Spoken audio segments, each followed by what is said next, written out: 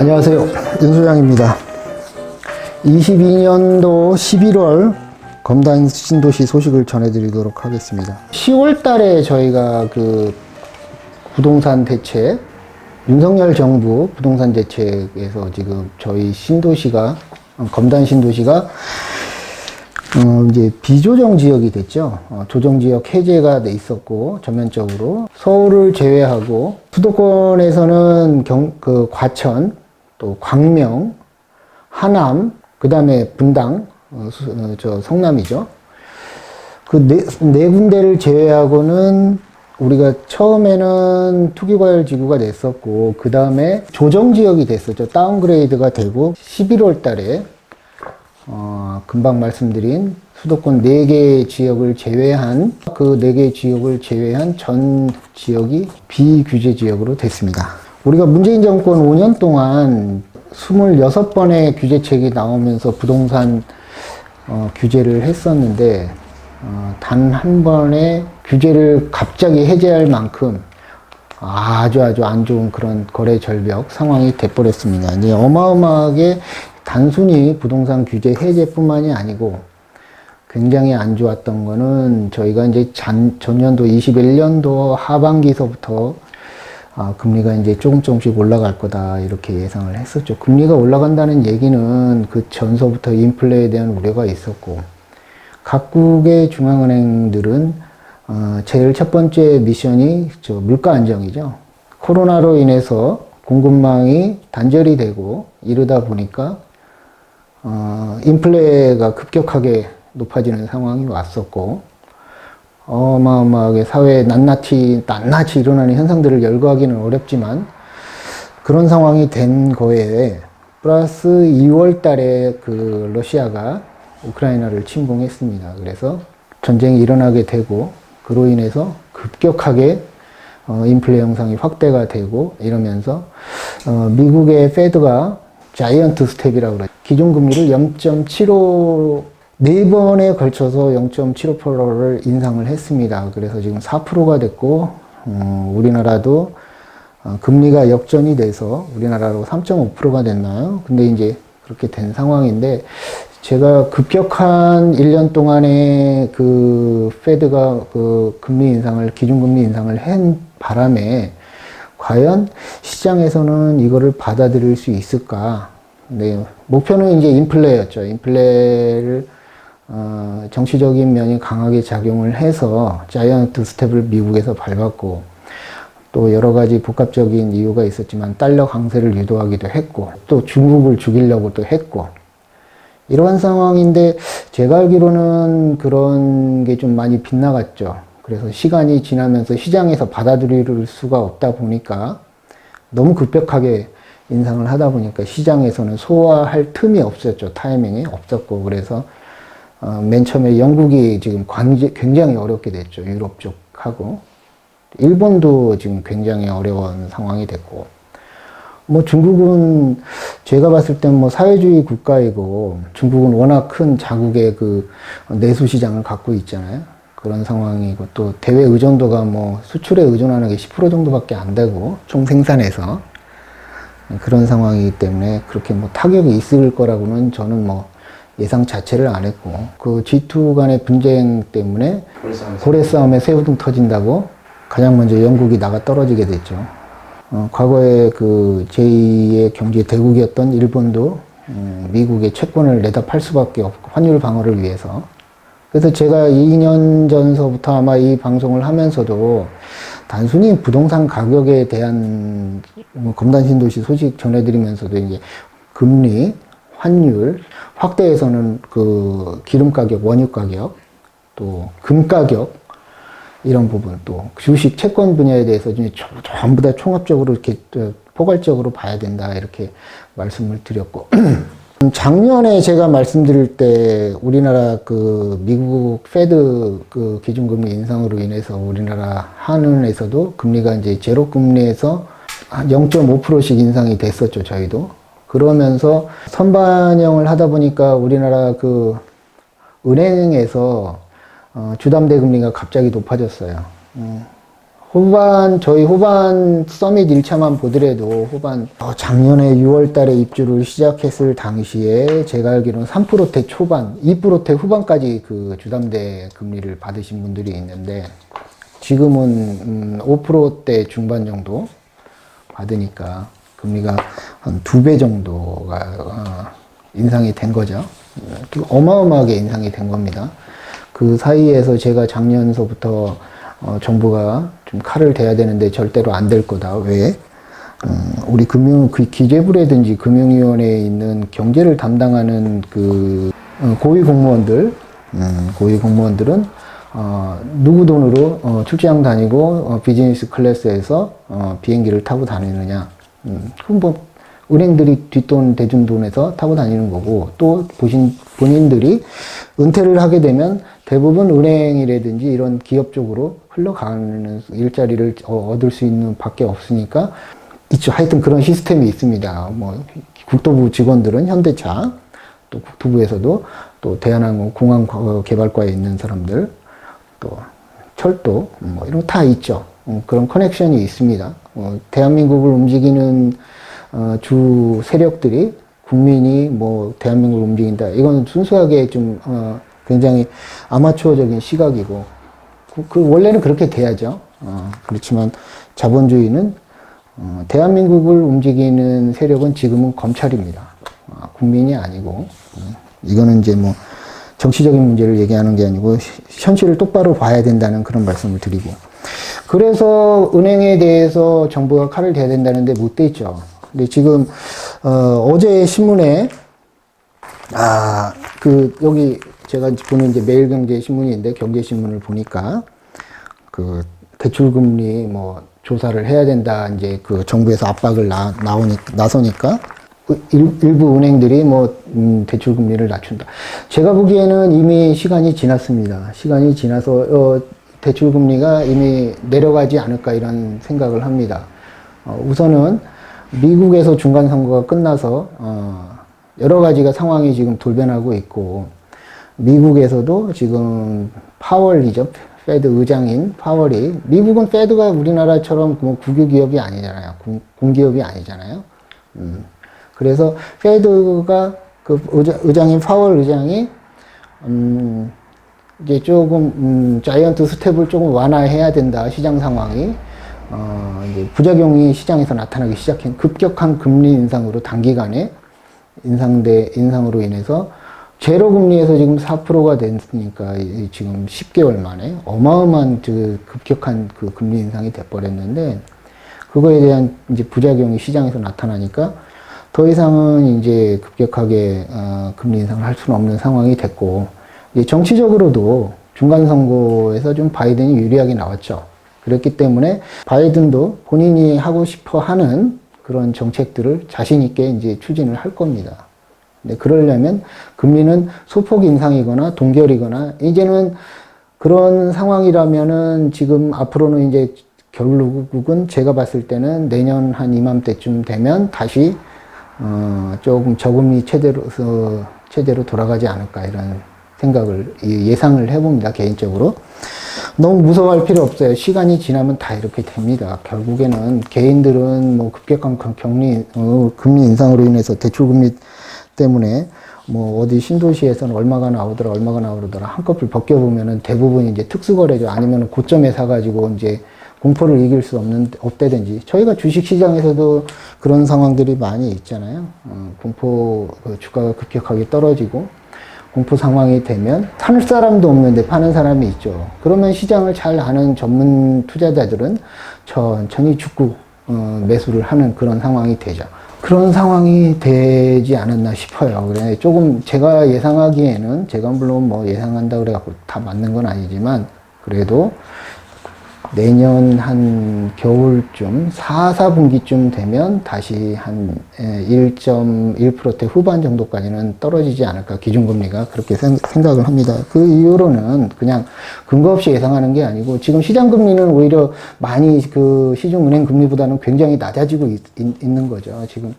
그리고 내년에는 아시다시피 이제 시장 전반에서 충격이 많이 올 겁니다. 기업들은 감원을 하게 될 거고, 국가는 아무래도 이제 투자를 한다고 인프라 쪽에 많이 투자를 하겠죠. 실물 쪽보다는 돈을 많이 풀 겁니다.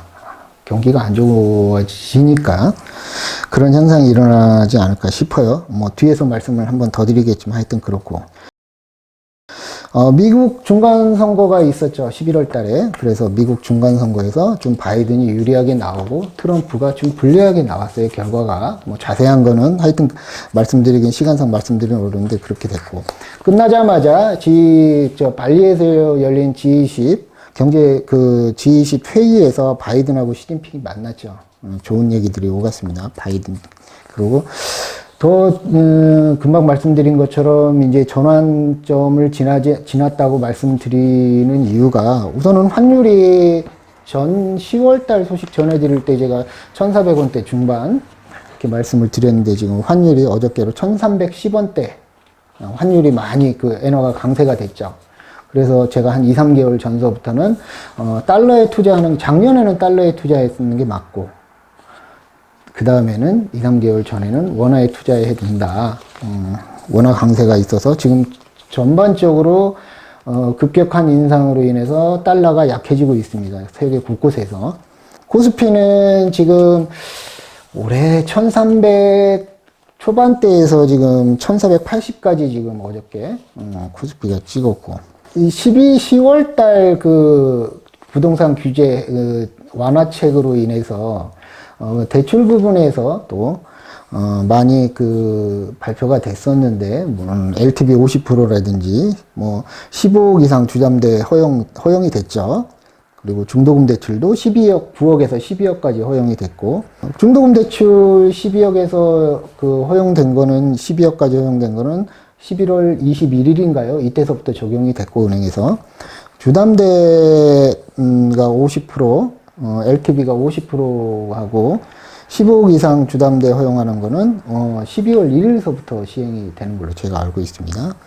환율하고 대출 쪽에 이제 말씀을 드렸는데 인플레이션이 생각만큼 이제 높지가 않고 좀 잡혀가는 추세로 꺾여가지고 했는데 서서히 인플레이션은 내려가는데 그 부분에 따라서 우리 기준금리 인상 속도도 많이 떨어지는데 우선은 그 회사채라든지 채권 시장이 주식 시장은 미리 선반영했으니까 내년에 안 좋은다 그러니까 이미 주식은 많이 안 좋아졌죠. 그래서 지금 주식 쪽에서 뭐 50% 마이너스가 나서 고점에서 산 사람들이 그렇죠. 기존에 옛날서부터 갖고 있던 사람들은 아직까지도 좀 아직까지 마이너스는 아닌데 고점에서 들어간 작년대 고점에서 들어간 분들은 보통 네이버 카카오도 보니까 한 40%, 50%, 60%까지 빠졌더라고요. 그런 상황이고 지금 저점에서기 때문에 제가 저번 달에도 그렇고 저저번 달에도 그렇고 주식을 사야 된다 이렇게 말씀을 드렸는데 주식을 지금 여기 인플루언서들 주식에 대해서 투자에 대해서 얘기하는 사람들도 이제는 주식을 사야 되는 시기가 왔다 이렇게 얘기하는 부분들이 긍정적인 부분들이 이제 많이 늘어나고 있죠. 그런 것 같아요. 결국에는 채권 시장이 안 좋다 보니까 정부가 이제 놀래가지고 개인들이 안 좋을 때는 신경 하나도 안 쓰다가 채권 시장의 그 강원도지사 저번 달에 말씀을 드렸지만 강원도지사 그분도 검사 출신이더라고. 그 사람이 지금 춘천에 있는 레고랜드에 대해서 지급 보증에 대한 부분을 잘못 건드려가지고 지금 우리나라 전체 채권 시장이 마비가 됐고 그 돈이 신용 경색이 일어났죠. 그래서 지금 그게 아무것도 아닌 일반인은 모르는데 이게 어마어마한 파급 효과가 돼서 우리나라 경제가 금융위기까지 갈 상황이라는 말까지 나올 정도로 심각한 상황이 됐었습니다. 그래서 정부에서 부랴부랴 채권 안정기금 50조 원 풀었는데 요번에 또 50조 원 풀었죠. 50조 원을 풀어서 100조 원을 풀었단 말이죠. 이게 어마어마하게 그 불을 끌려고 했는데 그게 시장에서 먹혀들려면 또 시간이 지나야 되잖아요. 하여튼 안 좋은 상황이다. 어마어마한 시장에서 기업들이 돈이 없어가지고 돈맥 경화가 일어나고 있다. 그렇게 자금 조달이 안 되는 거죠, 기업들이. 또 내년도에 함부로 또 현금이 보유하고 있는 기업들은 투자가 안 되는 거고, 지금 조금 이따 그 검단에서도 그 소식에서도 말씀드리자면 우리 대기업인 롯데그룹이 지금 휘청일 정도로 굉장히 안 좋은 상황입니다. 돈이 안 돌고 있어서. 그 다음에는 이제 좀 여러 사람들 주변에 은행 쪽이라든지 있는 분들 얘기 들어보면 지금 돈이 너무 안 돌다 보니까 그 조그만 건설 회사들이 지금 하고 있는 사업들이 안 돼서 파산하거나 그런 게 지금 IMF 때처럼 그런 현상들이 일어나고 있는 것 같아요. 자금이 안 돌다 보니까. 굉장히 지금 뭐 지방에서도 지방 중견기업 건설사도 지금 부도가 나고 이런 상황이 되고 줄도산이 날 염려가 있고, 뭐 금방 말씀드린 것처럼 롯데도 지금 롯데 건설이 그 춘천의 레고랜드 시공사하고 지금 시공하고 연결이 돼 있는데 그쪽에서 굉장히 안 좋아서 롯데그룹 전체가 위험하다. 우리나라 대기업이 하나가 날아갈 수도 있는 상황이 돼버렸는데 어쨌건 굉장히 안 좋습니다. 근데 지금 저번에 10월달 소식 전해드릴 때도 말씀을 드렸지만 우리 지금 중심상업지구에 시행을 하는 그런 상가, 중심 상가를 프라자 상가 시행하는 그쪽도 굉장히 안 좋습니다. 그 우선은 제가 경험에 의하면 외환위기 때 그 중간에 그 건설 시행을 했던 놈이 대부분 다 그 박살이 났어요. 부도가 났단 말이죠. 지금 타이밍이 그렇다. 과거에 지금 재작년까지 굉장히 좋았던 그 PF 부동산 쪽의 시장이 굉장히 얼어갖고 자금이 안 움직이고 있단 말이죠. 그래서 대기업이 뭐 안 움직일 정도니까 그런 조그만 기업들은 그냥 훅 하고 날아갑니다.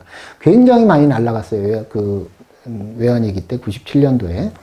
그런 상황이 지금서부터 내년에는 이제 벌어질 거다 예상을 해봅니다. 그래서 우리 상가 투자 하신 분들이 중간에 지금 짓고 있는 그런 사용 승인이 안 나고 짓고 있는 굉장히 위험한 상황입니다. 중간에 이제 부도가 난다든지 이런 상황이 많이 나올 것 같아요. 그런 부분에 대해서는 좀 꼼꼼하게 좀 체크를 하셔야 되고. 그래서 조금 투자하기는 그렇고, 있는 그 토지로 낙찰받은 사람들도 지금 굉장히 안 좋은 상황입니다. 이게 더 덧붙여서 말씀을 드리자면, 우리 1단계에 롯데가 종합 쇼핑몰을 계획하고 있잖아요. 롯데가 우리 검단 신도시 1단계에서 넥스트 컴플렉스라고 중심상업지구 개발에 대해서 롯데가 가져갔는데, 지금 롯데가 굉장히 안 좋은 상황이 되다 보니까, 원래는 여기 넥스트 컴플렉스가 종합 쇼핑몰로 해가지고 올해 7월 달에 착공을 해야 되는 예정이었는데, 지금 특수목적 법인이 좀 안 좋은 상황이고, 그래서 본인들 얘기로는 올해는 착공을 한다 이렇게 예상을 하고 있는데 그게 쉽지가 않은 걸로 지금 알고 있습니다. 그래서 특화구역이 우리가 1단계에서는 여기 롯데 부지 지금 있는데 이 부분이 조금 염려가 됩니다. 그렇습니다. 그 부동산 가격은 지금 말씀드린 것처럼 여기 신도시 위주로도 많이 지금 하락하고 매일 공포죠. 뉴스마다 이렇게 부동산 가격에 대해서 안 좋다고 하는데, 지금 처음에 말씀드린 것처럼 금리 인상 부분에서 기조가 변했다.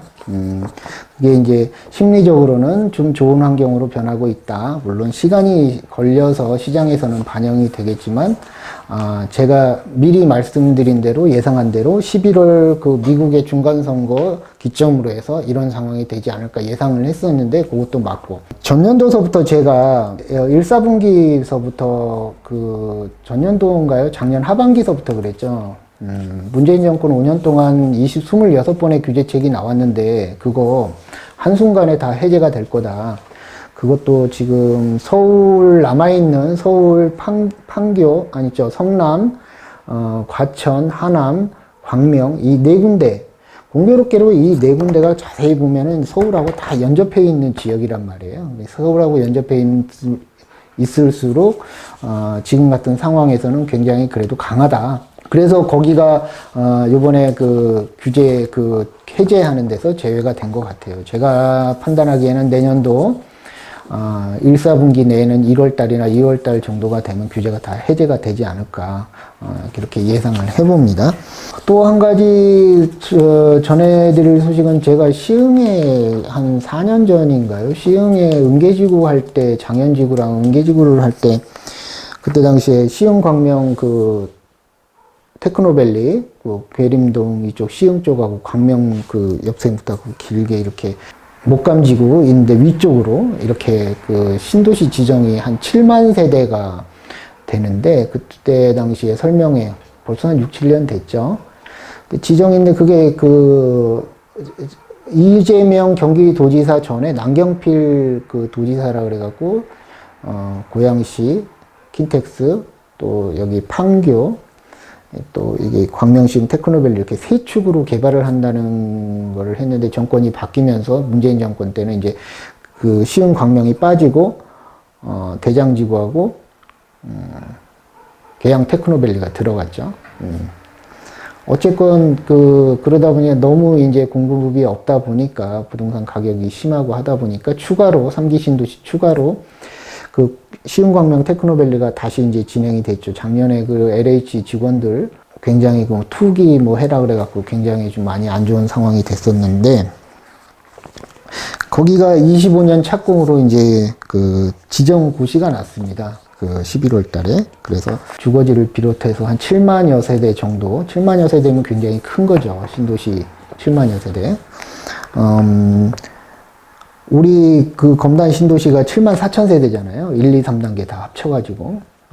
근데 7만 그 정도 되는 굉장히 큰 신도시가 지정 고시됐다. 25년도에 출발하는데 지금 3기 신도시가 창릉 저쪽에 그 다산 신도시 옆에 그 다음에 왕숙지구랑 그런가요? 그 다음에 이제 이쪽에 그 시흥 광명 테크노밸리 또 계양 테크노밸리, 또 대장지구, 계양 테크노밸리, 대장지구 한 두 개를 합치면은 한 3만 세대 정도 되죠.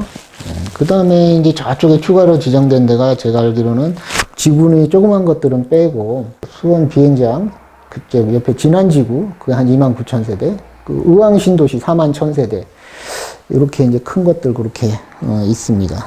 사전 청약을 또 굉장히 많이 하고 있는데 우선은 이제 몇 년 지나봐야죠. 제가 보기에는 좀 불투명하다. 계속 딜레이가 될 것 같다. 시장이 너무 안 좋기 때문에 그런 예상을 해봅니다. 그 다음에 11월 달에 이제 우리 김포 신도시가 이제 또 추가로 스마트 신도시가 이제 추가로 발표가 됐어요. 그래서 우리 김포 한강 신도시가 이제 보면은 이제 두 개로 나눠져 있어요. 5만 6천 세대 정도가 되는데 두 개로 나눠져 있는데 그 사이에 그래서 그쪽이 지금 기포 5호선과 연결을 해가지고 갑자기 뜬금없이 지금 발표가 났단 말이에요. 이게 지금 어떻게 이제 기획이 되고 이래서 나왔는지 절차상으로 그렇게 뭐 오래된 건지는 모르겠는데 하여튼 그렇고 여기 검단신도시 왔을 때 왜 김포의 국회의원이 예결위 위원이어가지고 5호선을 끌어오기 위해서 우리 효용과 비용 대비 값이 안 나오니까 검단신도시 쪽으로 이렇게 한강변으로 왔다 이렇게 틀어져가지고 검단신도시를 거쳐가지고 김포 한강신도시로 빠진다 그래갖고 이상한 노선이다 이렇게 제가 말씀을 드렸는데 제가 보기에는 검단신도시 들리는 것보다는 그냥 그 한강 옆으로 직결로 해가지고 그쪽으로 가는 게 낫지 않나 이런 생각을 합니다. 그리고 나중에 말씀드리겠지만 검단신도시는 이미 우리 도로 또 인천 전철 1호선 지금 1호선 공사 많이 하고 있죠. 이 백일역사 지금 여기 화면에 보시는 것처럼 백일역사 쪽에서 공사를 많이 하고 있고 그 도로도 이제 태리간 고속도로 지금 공사를 하고 있어요. 24년도 개통 예정으로 하고 있고 그런 거 뭐 경명로간 고속도로 해서 공항 그 고속도로하고 연결되는 그런 노선도 지금 공사를 하고 있고 우리 지금 밑에 아라뱃길 옆쪽으로 우리 신한 아파트 지금 있는데 거기 보면 물류센터가 크게 들어와 있는데 도로도 지금 6차선으로 확장, 그게 이제 쓰레기 매립지 가는 도로죠. 올림픽 도로에서 빠져나와 갖고 그렇게 가는 도로도 지금 확장을 지금 공사가 들어간 걸로 제가 알고 있고 말씀드렸듯이. 근데 이제 가장 먼저 찾아올 거는 저번에도 말씀을 드렸지만 그 서울 지하철 9호선 그 황금 노선, 서울의 전철이 그 9개의 노선이 있죠. 뭐 간선으로는 뭐 신림선도 있고 뭐 여러 가지 선이 있는데 그 우선은 이제 9개만 있는데 굉장히 그 좋은 그 노선인 그게 이제 공항철도하고 연결을 해서 공항 그 영종도까지 확장할 예정인데 그게 제일 먼저 내년 정도면은 그게 추진이 되지 않을까 그게 제가 예상하고 있고요. 그렇게 되면은 이제 그 공항철도 옆에 우리 계양역 옆에 있는 검단신도시 한정거장이죠. 그게 이제 수혜 지역이 될 것 같고 밑으로는 이제 검암역이 있는데 거기에 보면은 검암 역세권 개발 지금 예정돼 있잖아요. 그것도 이제 뭐 해야지 하는 거지만 좀 뒤로 미뤄질 것 같아. 경기가 안 좋으니까. 그리고 이제 검암 푸르지오가 내년도에 입주잖아요. 한 4,500세대 정도 되는 그 로얄파크 시티 그것도 수혜를 좀 보지 않을까 싶고 그렇습니다. 전반적으로 11월 달에는 이런 뉴스들이 있는데 우선은 부동산 가격 하락에 대해서 공포죠. 그러니까 아파트 1,000세대 정도에서 뭐 지금 이제 입주한 지 1년밖에 안 된 신도시가 가격이 있고 없고 얼마고 그런 거는 좀 불필요하다고 저는 생각을 합니다. 그렇게 막 매일매일 가격을 쳐다보고 누가 얼마에 거래됐네 이런 거 계산하고 막 그러는 것 자체가 우리 주식 해놓은 부안애동자라 그러잖아요. 소심 있게 이렇게 조금 오래 어차피 오른단 말이죠. 아까 처음에 얘기했듯이 이제 금리도 꺾이고 이랬기 때문에 그 다음에는 주식은 이미 선반영 됐기 때문에 심리적으로 굉장히 좋은 쪽으로 흘러갈 거고 주식 다음엔 그 다음에 이제 부동산이 시간차를 두고 좋은 쪽으로 흘러갈 것 같아요. 근데 그런 급하게 이제 금리라든지 이런 거 감당 못해 투자 이렇게 투기를 해가지고 들어온 사람들이 이제 급하게 팔아야 되는 그런 부분. 송도에서 손해보고 팔았대는데 알고 보니까 그 끝물에 들어와가지고 투자해갖고 들어왔는데 이제 견딜 수가 없으니까 손해보고 파는 그런 중국 자본들. 여러 가지 특수거래가 있죠. 증여도 제가 말씀드렸지만 증여하기가 딱 좋은 타이밍이 지금인데 우리가 조금 이따 검단신도시 소식에서 아르켜 드리겠지만 우리 거래 신고 건수 할 때도 보면 의외로 그렇게 거래가 많이 되지는 않고 있다. 대부분 다 실입주를 하든지 보유를 하든지 증여 쪽으로 이렇게 하는 것 같아요. 이래서 우선은 그 부동산 소식 22년도 11월 달 부동산 소식에 대해서 전반적인 소식에 대해서는 마치겠습니다. 2부에서 검단신도시 소식에서 다시 찾아뵐게요.